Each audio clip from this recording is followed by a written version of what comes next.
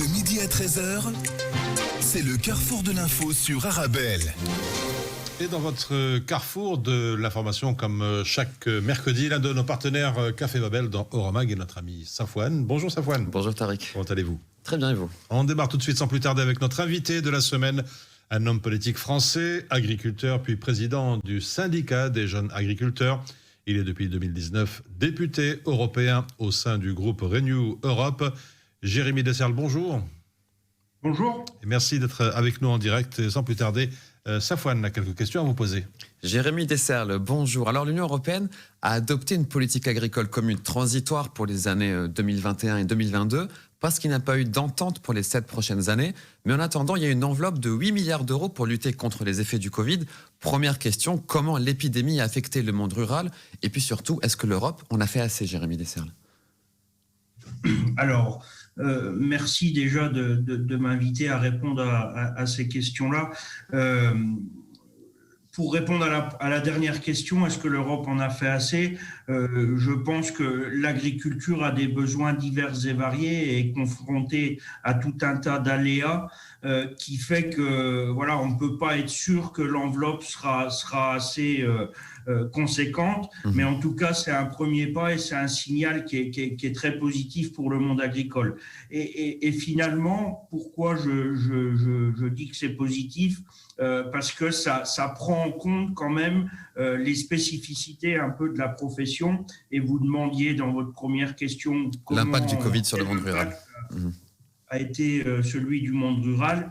Il est divers et varié aussi parce qu'il y a eu des modes de consommation qui ont évolué. Il y a des produits agricoles qui ont été demandés, qu'il était peut-être un peu moins à une époque. Et donc, l'agriculture et le secteur dans sa globalité a eu du coup nécessité à se réorganiser pour offrir aux consommateurs le meilleur produit possible. Jérémy Desserles, 300 millions d'animaux d'élevage souffrent dans des cages à travers l'Europe. C'est ce que dénonce l'initiative citoyenne européenne pour une nouvelle ère sans cage. Le 15 juillet, la Commission européenne va devoir prendre une décision concernant l'élevage en cage en Europe. Est-ce que, en tant qu'agriculteur, vous êtes pour ou contre l'interdiction de l'élevage en cage ? J'ai du mal à répondre à la question binairement et je pense qu'il ne faut pas la poser comme ça. Il faut qu'on puisse essayer de regarder l'évolution qu'a connue l'agriculture en matière de bien-être animal, tout ce qui a été fait et mis en place par les agriculteurs et les agricultrices européens pour justement améliorer la condition animale et donc de dire est-ce qu'on est pour ou contre l'élevage en cage. Bien sûr que moi je suis pour que les animaux soient dans les conditions les meilleures. Par contre, là où il y a un élevage peut-être un peu plus industriel ou qu'on peut considérer comme industriel, c'est aussi parce qu'il y a une certaine demande des consommateurs et qu'ils ne demandent pas forcément cet élevage-là, mais par contre, ils demandent à consommer des produits qui sont un peu standardisés. Et donc, bien sûr qu'il faut apporter de l'amélioration, mais il ne faut pas apporter de l'amélioration sans solution. Il ne faut pas amener d'interdiction sans solution, et donc, il faut gérer ce sujet-là de la manière la plus rationnelle possible en s'appuyant sur les améliorations qu'a connues le monde animal en matière de bien-être. Mais vous parlez des consommateurs, mais en quoi les modes d'élevage coûteraient plus cher ? Parce qu'il existe déjà des alternatives. Il y a l'élevage en plein air, il y a les systèmes biologiques, il y a les étables. Donc, est-ce que concrètement, les consommateurs ne seraient pas prêts à payer plus cher ? Parce qu'il y a des alternatives. Ce n'est pas forcément qu'une question de prix, c'est une question de quantité. Et moi, je veux bien qu'on élève tous les poulets dehors, mais il va y avoir un problème. Il va y avoir un problème de cohabitation. Quand on voit le nombre de terres agricoles, le nombre d'hectares de terres agricoles qu'on perd chaque année, justement au profit bien souvent du béton et de l'industrialisation aussi, eh bien voilà, ça va être difficile de mettre toutes les poules, tous les lapins et tous les cochons dehors. Et donc, du coup, il faut améliorer les conditions, il faut qu'on essaye d'aller vers de l'élevage encore plus en plein air, mais je crois qu'on a tendance à un peu trop fermer les yeux sur ce qui est déjà en phase d'être fait. Par exemple, en France, on ne peut plus construire de bâtiments pour des poulets en cage. Voilà, donc il y a des choses qui se font partout en Europe. Alors, accompagnons justement l'évolution, mais ne soyons pas drastiques. Et ce que je veux dire par là, c'est que sinon, nous ferions prendre aussi le risque aux consommateurs d'affaiblir notre mode de production qui est en train d'évoluer et en train de bien évoluer. On affaiblirait ce modèle-là au profit d'un modèle bien plus industriel où les cochons sont élevés dans des tours à cochons en Chine, où les vaches Justement, sont élevées... on y vient, Jérémy Dessert, sur les solutions, parce qu'avec son pacte vert et sa nouvelle politique agricole commune, l'Europe se veut soucieuse, on l'a dit, du bien-être animal et de l'agriculture. Et pour faciliter une éventuelle suppression donc, de l'élevage en cage, plusieurs députés ont insisté pour que les agriculteurs bénéficient d'un soutien financier. Ça paraît évident. Concrètement, quelles sont les solutions que vous proposez pour sortir d'une part de l'élevage en cage, mais bien sûr en respectant les besoins des agriculteurs et des consommateurs? Quelles sont les solutions qui s'offrent à nous aujourd'hui? Ce qui s'offre à nous, c'est ce que sont en train de faire un certain nombre de pays, et c'est pour ça qu'il faut qu'il y ait aussi un soutien et un appui de l'Union européenne sur ces sujets-là, pour que la transition se fasse plus vite, mais toujours en progressivité. Et les moyens qu'on a, ce sont ceux-là, les moyens européens et les moyens aussi législatifs dans les pays et au niveau européen. Et puis après, justement, améliorer les bâtiments d'élevage, améliorer aussi la possibilité justement de faire en sorte que ces animaux soient le plus souvent possible dehors. Mais encore une fois, il y a des élevages et il y a des animaux qu'on ne pourra pas élever en liberté. Des lapins en liberté, ça ne tient pas une seule seconde. Donc, soit les consommateurs ne veulent plus consommer de lapins et à ce moment-là, on ne produit plus de lapins et comme ça, ça rendra la liberté et puis le bien-être animal très bien. Ou sinon, aussi, par rapport aux poules en cage, eh bien, si les consommateurs sont prêts à manger moins d'œufs, aujourd'hui, la consommation en œufs, c'est 3 œufs par semaine et par habitant. Pour qu'on puisse respecter les attentes des consommateurs en matière de consommation d'œufs, eh ben, il faut pour l'instant qu'on produise dans des conditions qui doivent évoluer, mais qui sont dans des conditions où les poules sont un peu les unes sur les autres, malheureusement. Vous avez parlé d'une solution législative, il y a aussi une solution financière qui peut être possible, parce que pour l'instant, on ne connaît pas encore dans le détail les ressources financières disponibles pour financer cette transition sans cage. Est-ce qu'il faut créer un impôt pour le bien-être animal, selon vous? Non, je ne pense pas. Je ne pense pas. Partisan de ça.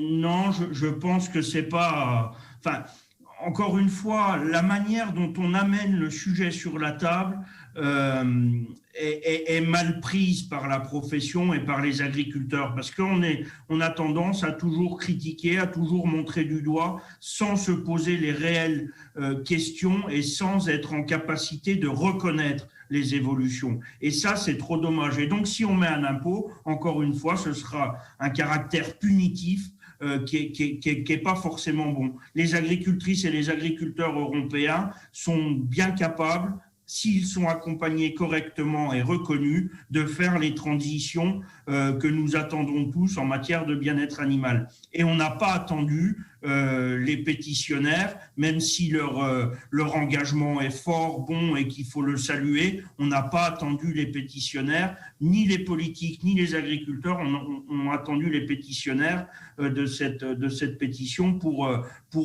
engager les transitions. Moi, je suis agriculteur. Il y a 30 ans en arrière, quand j'accompagnais mon père derrière les animaux, je sais quelles étaient les conditions, je sais quelles sont maintenant et ce qu'elles sont maintenant. Et donc, je sais que ça a beaucoup évolué et qu'aujourd'hui, les animaux sont de mieux en mieux traités. Je ne dis pas qu'il n'y a pas des choses qui se font qui sont mal, et d'ailleurs, il faut les dénoncer. Par contre, ce n'est pas la majorité. La majorité des choses est en train d'évoluer et d'évoluer dans le bon sens, et il faut le reconnaître sans l'imposer. Mais des fois, le consommateur est aussi mal informé en ce qui concerne les conditions de vie, mais aussi de mort des animaux. Est-ce qu'il n'y a pas aussi un travail à faire là-dessus ? En matière de transparence, on doit essayer d'apporter le plus possible d'informations aux consommateurs. C'est normal qu'ils souhaitent avoir ces informations. Après, bien sûr que dans les informations qu'on donne, dans un abattoir, c'est pas une cour d'école. Effectivement qu'il y a des choses pas très belles à voir, mais c'est un abattoir. C'est là où on tue des animaux. Et malheureusement, voilà, les animaux, ils sont après consommés. Donc, on ne peut pas forcément tout montrer de la mauvaise des manières. Par contre, si les consommateurs souhaitent voir comment c'est fait, eh bien, on ne peut pas interdire non plus de leur montrer. Une dernière question sur le sujet, Jérémy Desserles. Malgré la stratégie européenne lancée en 2012, la réglementation de l'Union européenne sur le bien-être animal reste insuffisante à l'heure actuelle. Par exemple, il n'y a toujours pas de réglementation de réglementation spécifique sur les vaches laitières, sur les dindes ou sur les chèvres. Est-ce qu'il y a un deux poids deux mesures dans cette affaire, Jérémy Desserles ? Non, je ne pense pas qu'il y a deux poids deux mesures. Comment vous l'expliquez ? Je l'explique encore une fois, là, on sort des analyses en disant on n'a pas atteint les objectifs. Est-ce que les objectifs qu'on s'était fixés à l'époque étaient vraiment atteignables ? Et regardons, plutôt que de dire on n'a pas atteint les objectifs, dans certaines productions, il n'y a pas assez de choses de fait, regardons quand même ce qui est fait et regardons quand même quels objectifs on a atteints, quelles évolutions a connu les secteurs, et pour continuer d'avancer. Et je trouve qu'on a tendance toujours à montrer du doigt et à critiquer ce qui est fait, sans essayer de regarder quand même les évolutions connues. Donc, fixons-nous des objectifs qui sont atteignables, donnons les moyens au secteur d'activité concerné et sollicité de les atteindre, et faisons preuve aussi de cohérence quant à l'attente sociétale et à ce qu'on donne aussi comme moyen à la société pour mettre en place ces évolutions. Et faisons aussi attention à être cohérents en matière de commerce international. Parce que c'est bien beau de dire à nos professionnels agricoles, vous devez travailler dans ces conditions-là. Par contre, on ne s'interdit pas d'aller chercher des produits qui ne respectent pas les règles qu'on vous impose à vous. Et ça, l'Europe doit être, sur ce plan-là, un peu plus cohérente vis-à-vis des agriculteurs, mais aussi des consommateurs. On passe à un autre sujet. Le 14 avril, le commissaire européen à l'agriculture a présenté son nouveau plan d'action pour le développement de l'agriculture biologique. Objectif, convertir au bio, vous le savez, 25% de la surface agricole européenne d'ici 2030. Déjà, est-ce qu'il est atteignable cet objectif, Jérémy Desserles, quand on sait qu'à l'heure actuelle, seulement 8% des terres agricoles européennes sont converties au bio ? Est-ce qu'il sera atteignable cet objectif ? Je pense que si nous, encore une fois, nous mettons les moyens pour accompagner la filière à dégager la bonne valeur ajoutée, la filière agriculture biologique à dégager la bonne valeur ajoutée, eh bien les agricultrices et les agriculteurs iront aussi plus facilement. Le bio, l'agriculture biologique, elle trouvera, j'ai envie de dire, son apogée dans notre capacité aussi à faire en sorte à la fois que les consommateurs puissent en profiter et que les agriculteurs soient aussi en capacité de vraiment trouver... Je précise que c'est un objectif qui n'est pas contraignant, c'est-à-dire qui dépend essentiellement de la volonté des États membres. Donc, est-ce qu'il y a vraiment des garanties ? C'est de la volonté des États membres, mais la volonté, ça ne fait pas non plus tout de suite ni le prix ni le revenu des agriculteurs. Donc, ça nécessite quand même d'organiser aussi les filières d'agriculture biologique et d'harmoniser un petit peu, parce qu'il se trouve que sur ces questions-là, voilà, certains pays ont tendance soit à en rajouter ou à être à peine assez ambitieux sur la question. Donc, je pense qu'il faut se fixer des objectifs le plus possible atteignables, mais des fois, le fait de fixer des objectifs hauts, ça nous oblige aussi à être un peu plus ferme. Et je pense que c'est une bonne idée et que c'est vers ces modèles-là que nous devons aller faire évoluer, sans pour autant remettre en cause non plus le modèle conventionnel, le modèle agricole conventionnel, qui peut être aussi assez raisonnablement proche du bio. Une dernière question, Jérémy Desserle, sur le sujet. Pour répondre aux défis climatiques, la nouvelle PAC va mettre en place donc des éco-régimes. C'est un système qui rémunère les bonnes pratiques environnementales. Et ce qui fait polémique, c'est que l'attribution de ces aides va dépendre en grande partie de la taille des exploitations. Est-ce que vous trouvez ça juste pour les petites ou pour les moyennes entreprises ? Exploitation, pardon. Encore une fois, sans mauvais jeu de mots, mais je ne pense pas que la taille soit finalement le bon dénominateur. Il faut qu'on trouve une manière d'accompagner les exploitations, qu'elles soient grandes ou petites, de la meilleure des façons, et faire en sorte qu'en matière d'environnement, on puisse récompenser, et c'est ce que devront faire les éco-schemes, les éco-régimes, récompenser le travail qui va dans le sens de l'environnement. En tout cas, pour l'instant, 80% des paiements directs vont 20% des exploitations les plus importantes. Oui, ça, c'est ce qui est assez facilement c'est un chiffre qu'on mis a sur la table.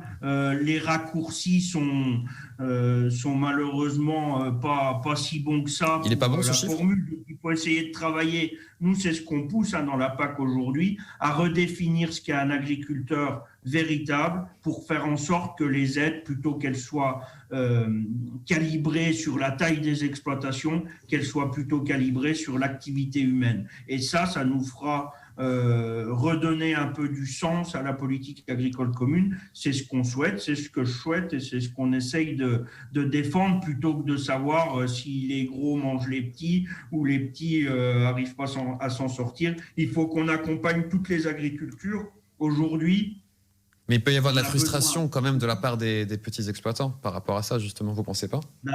Écoutez, moi je suis un petit exploitant et je n'ai pas l'impression de ne pas être accompagné correctement par la PAC. Et je n'utilise pas de produits phytosanitaires, je drogue pas mes animaux matin, midi et soir aux produits antibiotiques. J'ai l'impression de respecter correctement le truc, et je pense que la politique agricole commune aujourd'hui essaye d'accompagner à peu près tout le monde correctement, et devra le faire encore mieux demain en ciblant les aides un peu plus sur les actifs, les hommes et les femmes, plutôt que sur les hectares. Et donc du coup, il faut qu'on évite de tomber encore une fois dans ces questions un peu binaires. Il y a les petits, il y a les gros, il y a ceux qui travaillent en plein air, ceux qui travaillent dans des bâtiments conditionnés, comme on parlait des poules en cage. Il faut arrêter d'opposer tout ça. Il faut juste essayer de construire sur l'activité des hommes et des femmes, et essayer de régler aussi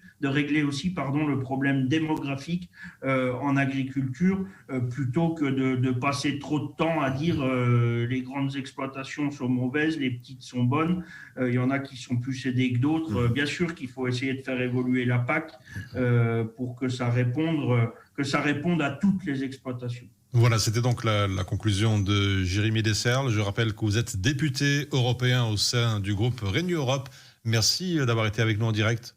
Merci beaucoup, Jérémy Desserle. Une très bonne continuation à vous, et très bonne semaine à vous également. Merci. Au revoir. Voilà, on se retrouve dans quelques instants pour la suite de notre émission Le Carrefour de l'Info, et notre partenaire Café Babel pour l'essentiel de l'actualité européenne à travers la presse.